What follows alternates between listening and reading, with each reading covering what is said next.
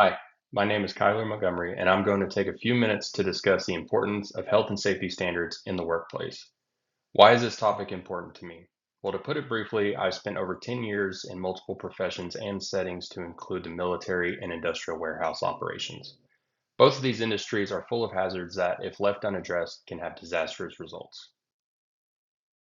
In 2023 alone, over 2.5 million recordable injuries occurred in the United States, with over 1.5 million of those requiring days away from work or light duty.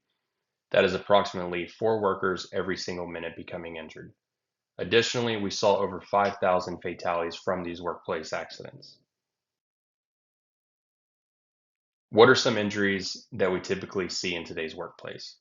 The top three are overexertion, contact with machinery, and slips, trips, and falls. Overexertion is the most common recorded injury with over a million cases. Causes can include strains from lifting or bending, and including also heat related illnesses such as heat exhaustion and heat stroke.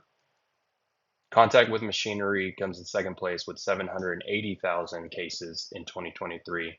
And a common cause of this is bumping your head on a low hanging object or even becoming struck by a forklift. Finally, slips, trips, and falls account for over 670,000 injuries. These injuries can be caused by anything from slipping on a wet floor to falling off of a ladder. With some of these risks and injuries in mind, what can be done to mitigate or reduce these occurrences? That's where OSHA comes in. OSHA, otherwise known as the Occupational Safety and Health Administration, is a regulatory branch of the United States Department of Labor and was created to reduce injuries and hazards in the workplace by setting standards and regulations, performing workplace inspections, and providing education to both employers and employees.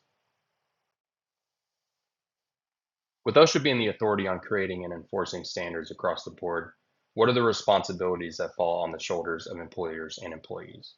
First, an employer is required to provide their workforce with a job site or work environment that is free from hazards. They must also enforce all safety procedures as stated by OSHA or employer instructions. Finally, employers are to provide adequate training to all employees as dictated by OSHA. An additional requirement to this training is employees have the right to request that it be given in a language that they understand. Now, what is required of the individual employees? They are required to be compliant with all instructions and regulations set by their employer, as well as federal entities such as OSHA. One example of this is the proper maintaining and use of PPE, otherwise known as personal protective equipment, such as steel-toed shoes or safety glasses. So after quickly going over the purpose of OSHA and the standards set forth by them and individual employers, how can all of these rules and regulations be implemented and sustained throughout an organization? That is where we see the importance of building a culture around safety. What does this culture look like? It is everyone being aware of daily tasks and hazards associated with their job, speaking up when something doesn't look or feel right. And a safety culture is not just about following these rules. It is about genuinely caring about your safety and the safety of your fellow coworkers. When you don't have this culture in your organization and safety is not the priority, workers will tend to ignore small issues and they will also not feel encouraged to take action, which possibly will lead to more accidents. It's one thing to create a culture built around safety, but the real challenge is sustainment. Safety committees can be an immensely vital tool in maintaining this safety culture.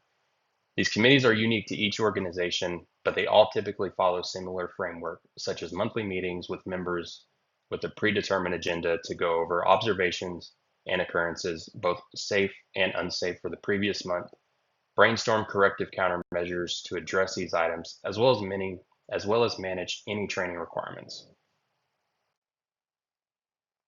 After quickly going over workplace safety, I want to leave you with three very important takeaways. First, safety is everyone's responsibility, regardless of your position in your organization. You have the authority to say stop, pause the process, and reevaluate if something does not feel right. Secondly, challenge the status quo or the norm. Just because that's always how it's been done or that's just how it is, doesn't mean you have to accept it, because that can cause an incident in its own. Finally, Don't ever think that you are the exception and something bad can never happen to you. That was the same mindset that over 2.5 million workers had in 2023. Thank you for your time and attention. Have a great day.